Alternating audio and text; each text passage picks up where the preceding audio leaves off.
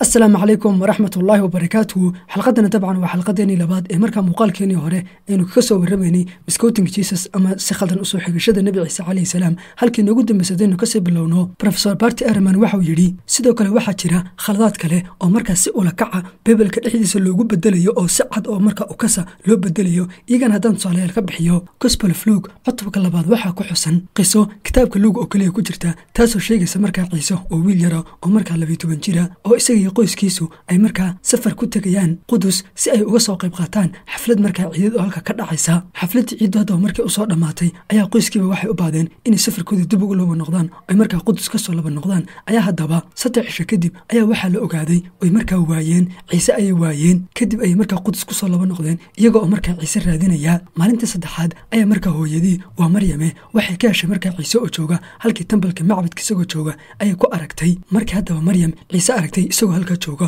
oo markaa Yahuudi la doodaya kuna doodaya markaa xeerka iyo qawaaniinta waxyaabaha isagoo kala hadlaya ayaa waxay ku tiri wiilkaygiyo maxaa ku dhacay aniga iyo aabahaba waan ku raadinaynay u fiirsadaba qofkii Bible-ka qorayay halka markuu arkay talaabo iyo dib u qaaday wuu yaabay wuxuu yiri maxay tiri aabaha iyo aniga ayaa ku raadinaynay sidee wax loo wadaa Joseph Ciise aabihi ma hayn maadaama uu dabcan Ciise uu bila aabo u dhashay hadda ma hayn mana habooneen inay markaa Maryam dhahdo aniga iyo aabahaba ku raadinaynay kadib hadaba kutubta qadiimka ah iyo markaa suxufta qadiimka ah Bible-ka aynu haynaa halka way ku kala duwan yihiin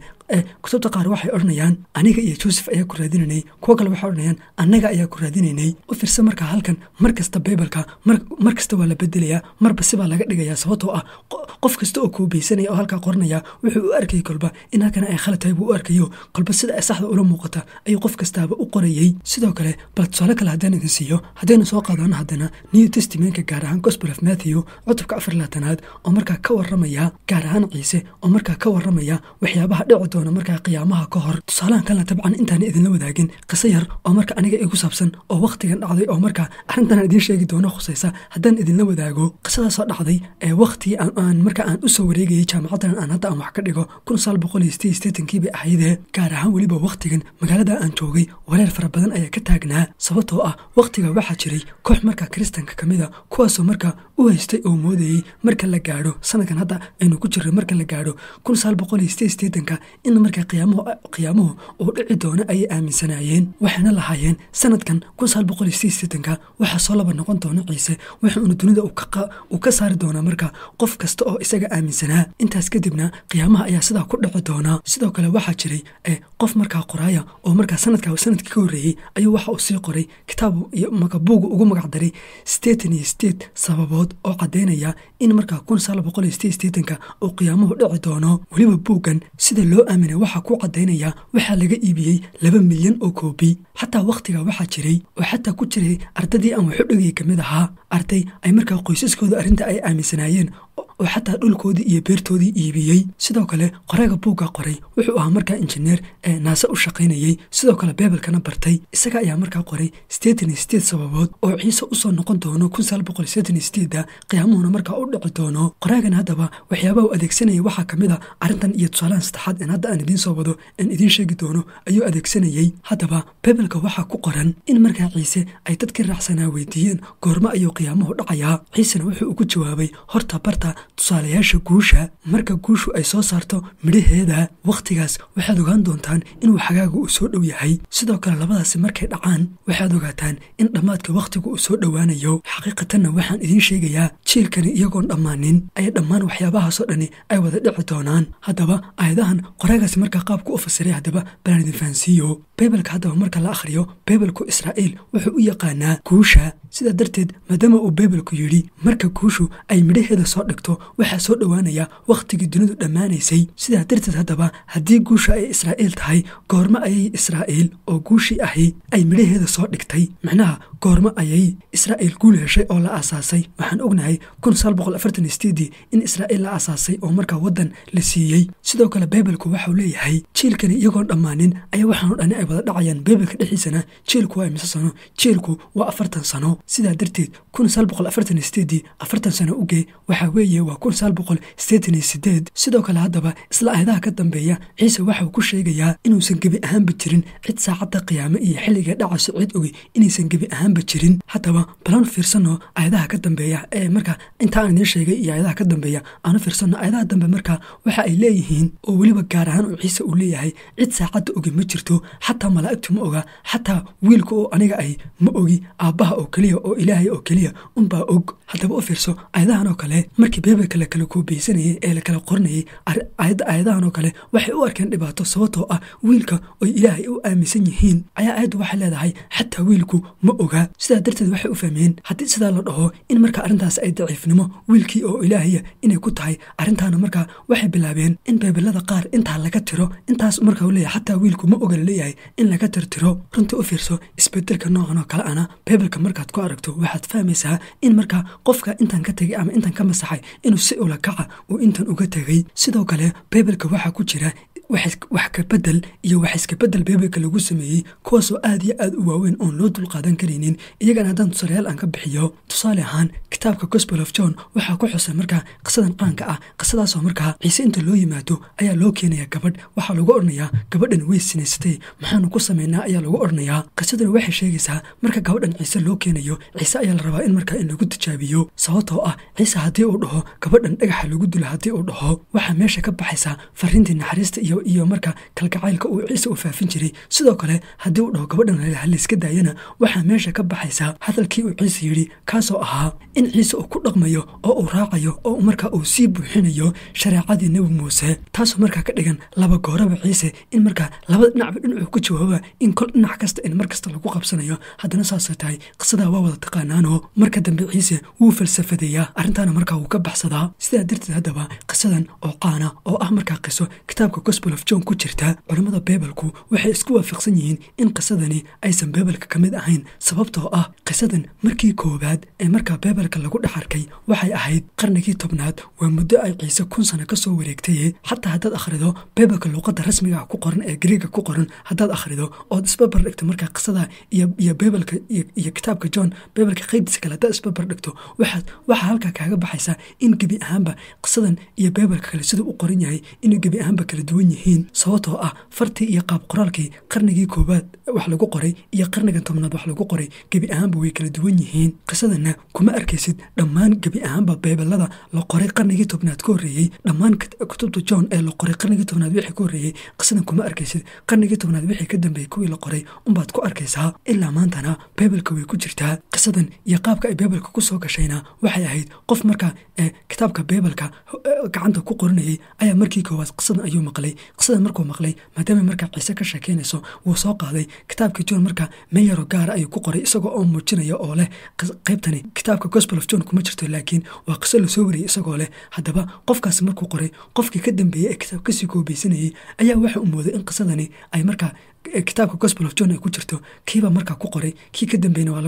dambeeyna uu ku sidaba qortay qofba qof buu kasii qoranayay ilaa markii dambe King James Version Biblekan ilaa maanta aynu haysano 1612 markii la qorayna isna sidoo kale qisada lagu soo daray sidaana maanta ay ka mid tahay qayb Bibelka ka mid ah sidoo kale wax ka bedel sidan oo kale ah oo aad iyo aad u weyn oo Bibelka ku sugan haddana tusaale kale aynu soo qaadano kitaabka Gospel of Mark waxaa ku xusan horta dabcan waynaad ogaataan shakhsiyan xataa anigu kitaabka Gospel of Mark aad iyo aad baan u jecelahay sababtoo ah maadaama uu yahay gospelkii ugu horreeyay ee la qoray maadaama uu yahay badana waxaad ku arkaysaa waxyaabo cajiiba oo markasta ka hor imanaya aragtiyaha dadka Kristanku ay qabaan waxyaabaha cajiibka haddaba ee kitaabka Gospel of Mark ku qoran waxaa ka mid ah markaad akhrido kitaabka Gospel of Mark dhammaadkiisa markaad akhrido halkaa waxaa ku sugan ciise oo la dhibayo oo la salbinayo oo markaa la dilayo kadibna la aasay maalinkii saddexaadna haweeneydii ayaa markaa qabrigii ayaa tagtay waxayna aragtay qabrigii oo markaa maran oo ciise uusan ku jirin oo qof kale markaa uu ku jiro ninkiina haweeneydii waxa uu ku yidhi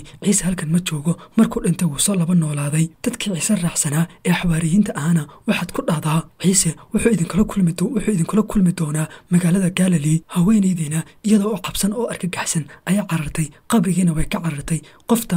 muxuu ahaa dadkii raacsanaa ee markaa ciise raacsanaa xawaariyiintii ahna waxba maysan u sheegin. halkaas ayuuna dabcan uu ku dhammaanayaa kitaabka Gospel of Luke. u fiirsa marka meesha uu ku dhammaaday dabcan waa meel xasaasiya. qof kasta wuu isweydiinayaa oo muxuu halkaa ugu dhammaaday, talo maxaa xigay, markii dambe haweenaydii ma u sheegtay, ciise dadkii miyuu la kulmay, maxaa la sameeyey? su-aalahaasoo dhan ayaa qofka maskaxdiisa ka guuxaya oo su-aalahaasoo dhan ayuu qofku isweydiinayaa. haddaba dareenka noocaasa iyo qaab fikirkaas adiga hadda kugu dhashay dabcan waa isla qaab fikirkii iyo wixii ku dhashay dadkii dambe ee markaa beebelka kala koobaysanayay. halkaa markii ku dhammaaday ayaa markaa dadkii mid kamida ee yidhi oo halkan kuma dhammaan karto, sideeba halkaa ugu dhammaanaysaa? kadib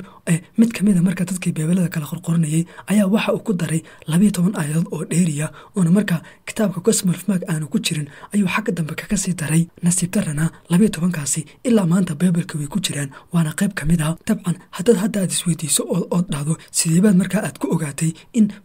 in aayadahani aysan markii hore beebel ku jirin oo xagga dambe lagaga daray, dabcan jawaabtuna iska foodahay. sababtoo ah beebelada aynu maanta hayno ee laakiin qadiimka ah ee wakhtiga hore la qoray aayadahani kuma jiraan, balse beebeladii qarniyadii dhexe la qoray unbay ku jiraan, taasoo ka dhigan qarniyadii dhexe markaa in 12kan aayadood xagga dambe lagaga soo daray. haddaba 12ka aayadood dambe waxa ay leeyihiin haweenaydii ayaa markii dambe waxay u tagtay markaa xawaariyiintii dhacdii iyo wixii soo aragtay ayay u sheegtay. xawaariyiintiina magaaladii Galilea ayay tegeen, halkaana ciise ayay kula kulmeen in iyagan xawaariyiinta ah dad badan oo qoomiyado badanihi inay ka dhalan doonaan. qof kastoo ciise raaca oo ciise aaminaana inuu awood u yeelan doono inuu fahmo luuqadaha ajaanibta, luuqadahaas oo hadda ka hor aysan aqoonin. sidoo kale waxay awood u yeelan doonaan inay u dulqaadan karayaan sunta masaska sumaysan ee suntoodu halista tahay, inay u dulqaadan karayaan oo haddii cabbaan aysan suntaa waxba ku noqonaynin. sidoo kale qaybo la bedele oo beebelka ka midana haddaynu tusaale kale aynu soo qaadanno kitaabka Gospel of Mark waxaa ku xusan markaa qiso kale oo sheegaysa nin baraslihi intuu ciise u yimaaday uu ku yidhi inaad i daweyso ood gacanta i mariso raalli ma ka tahay? ciisena markaa ninkii wuu u damqaday ha ayuu ku yidhi. ninkiina markaa baraskii wuu ka daweeyey. sidaa iyo haddaba iyo qaabka aan hadda qisada usoo wareeyey ayaa beebelka ay ugu qoran tahay, laakiin suxufta qadiimkaa een hayno waxa ay sheegayaan arrintan dhacda ka duwan. kutubta hore ee qadiimka ee beebelkana waxaa ku qoran in markii uu ninkan baraska lihi uu ciise uu ku yimid uu sidaa ku yidhi in ciise intuu ku xanaaqay uu markii dambe uu haa ku yidhi, sidaana markii dambe uu ku daweeyey. u fiirsa markaa qisadii hore maxay sheegaysay in ciise uu u damqaday, tan dambena maxay sheegaysaa in ciise markaa uu ku xanaaqay. taasoo markaa ka dhigan dadkii beebelka kala qoranayay mid kamid a ayaa markaa halkaas yaa u cuntami weyday. ciise ayaa ku xanaaqay. inta u cuntami weyday ayuu bedelay. waxauna ku bedelay markaa ciise ayaa ninkii u damqaday ayuu ku bedelay.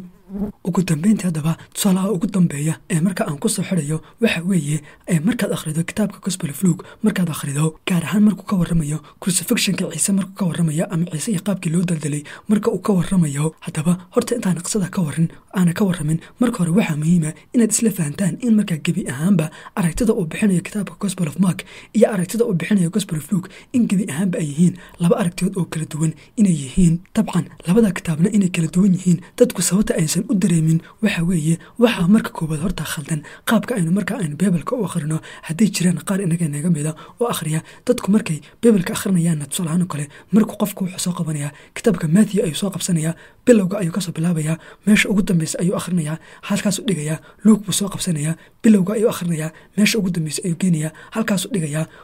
John buu soo qabsanayaa, bilowgu akhrinayaa, dhammaadku geenayaa, halkaasuu dhigayaa. dabcan qofkuna markuu sidaa u akhriyo markastana wuxuu dareemayaa in xogaa in markaa ay isku qiso iyo isku waxyaaba ay sheegayaan ay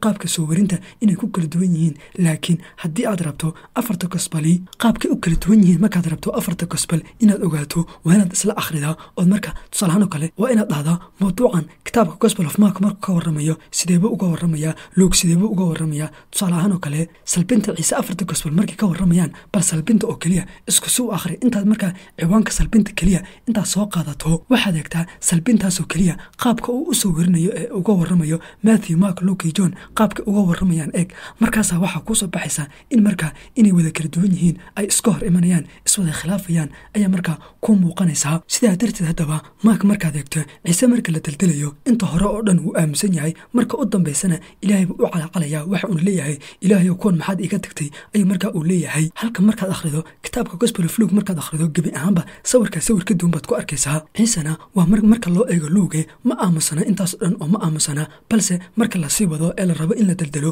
wuxuu arkayaa marka haweeney ee isaga marka uu ooyis ayuu arkayaa haweeneydii uu la hadlayaa qalbiga u dejinaya wuxuu ku ornayaa aniga iyo ooyin balse waxaad u ooydaa dadkaaga iyo ku hadali doonto iyo waxa ay sameynayaan iyo dambiga ku jiraan iyaga uu ooy buu ku ornayaa sidoo kale markii la salbinayay ee masbaarada lagu dhufanayay iyaga iyo dadkaas u ducaynayay oo waxa uu lahaa ilaahayow kuwan iska cafi waxba ma garanayaane sidoo kale ragga dilaya ee daldalaya laftooda xataa qaar kamida ayuu la doodaa oo marka uu qaab cilmisan xataa wax ugu sheegaa sidaa darteed haddaad sidaa u wado oo maantana sidaa u akhriso gebi ahaanba waxaa kuu soo baxaya ciise oo la salbinayo marka uu Luuk ka warramayo iyo markuu Maak ka warramayo in gebi ahaanba aysan isku dhoweyn ay gebi ahaanba kala duwan yihiin sidaa darteed haddaba aayadda hore aan soo sheegnay ee markaa ciise uu ku leeyahay ilaahayow iska cafi waxba ma garanayaane uu sidaa ugu ducaynayo aayaddaas haddaba markaad eegto kutubtii hore ee qadiimkaada ee Bibalka aayadda waa lagu kala duwan yahay kutubtii hore ee Bibalka ahina waxay sheegayaan in aayaddan ducadii aysan ahayn marka inuusan ciise ugu ducaynaynin dadkii Romanska ay isaga dilayay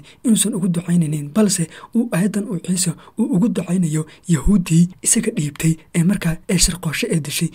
inuu isla yahuudii marka uu ka dhashay inuu sidan ugu ducaynayo ayuu Bibaladii hore ay sheegayaan sidoo kale isla waqtiyada hore Bibaladii marka Bibaladii Bibalka ku soo xigay aayaddan iyo ducadan waa laga masaxay gebi ahaanba meesha waa laga saaray sababtoo ah raggii dambe ee Bibalka qorayay waxay aaminsanaayeen oo caqiid ahaan u aaminsanaayeen in ilaahay uusan yahuudda cafinin sidaa darteed maadaama sidaa yaqiinsanayeen markay ku dhaxarkeen aayaddan yahuudda u ducaynaysa sidaa darteed bay meesha uga saareen waxayna aaminsanaayeen inaan yahuudda aan la cafinin iyaguna mas-uul ka ahaayeen in ciise la dilo waqtiyada hore xataa kiristanka qaar baa odhan jiray yahuuddu waxay dileen ilaahay ayay yahuuddu dileen xataa kiristankii qarnigii labaad saddexaad waxay odhan jireen yahuuddu maadaama ay ciise dileen oo dembiga ay geysteen dembiga dartii ayaa markii dambe qudus iyo gacantooda uga baxday sanadkii 7aad sababtii qudus loo burburiyey ee yahuudda looga caydhiyey caradaas ay markaa ay ciise dileen dartii weeye sidaa darteed kiristankii faraha badnaa ee markaa arrintaa aaminsanaa markay aayaddan oo kale arkaan aayad marka ay arkaan in ciise oo marka yahuudi u ducaynayay markay arkaan dabcan waa dareemaysaa inaysan markaa ku farxaynin taasoo markaa keentay in markaa qarniyada hore in ducadaasi aysan Bibalka ku jirin oo markaa ay ka masaxeen intaasina dabcan markaa waxay ahaayeen tusaale yaryar oo idiin soo qaatay tusaalayaal fara badan oo aad iyo aad badan baa jira oo markaa Bibalka dhexdiisa aad arkayso waxyaabaha qaar oo markaa aayadaha qaar oo laga masaxayo kuwa qaar lagu soo darayo markastana ay sabab u tahay qofka markaa Bibalka qoraya iyo waxa uu aaminsan yahay waxa uu markaa uu yaqiinsan yahay ee caqiid ahaan uu aaminsan yahay iyo sidoo kale kolba xiriirka iyaga iyo yahuudda ka dhexeeya sidaa darteed haddaba ugu dambeyntii culimmada Bibalka ka takhasustay kuwaasoo markaa doonaa inay dib u baaraan taariikhda Bibalka ayna ogaadaan Bibalka iyo qaabkii loo soo badbedelay sababta ay sidaa u sameynayaan dabcan waxa weeye Bibalku maadaama yahay hadalka ilaahay waxay ku dadaalayaan intii awoodooda ah inay ogaadaan waxa dhabta ah ee xaqada ah ee ilaahay marka uu kitaabkiisa uu marka hore uu ku yiri balse laakiin hadalka ilaahay haddii dad kale ay bedelaan dabcan hadalka ilaahay ma noqonayo waa marka labaad culimadaasi waxay ogaadaan Bibalka sidee baa loo bedelay gorma ayaa la bedelay yaa bedelay qofka arrintan bedelayay maxaa ku kalifay inuu aayadahan uu bedelo ugu dambeyntiina halkaas aan khudbadeeda aan ku joojinayaa wixii su'aalaad qabtaana si fiican baan u soo dhaweynayaa ugu dambeyntiina halkaas aan ku joojinayaa waa inoo xalqada dambe ayna markaa aynu ogaan doono kiristankan marka kitaabkoodii lagu dulgooyay iyo marka iyo bal su'aalaha ay ka jawaabaan iyo waxa ay weydiin doonaan professorka iyo qaabka uu ka jawaabi doono aynu ku ogaan doonaa dhammaantiina aad baan u salaamayaa. Thank you very much.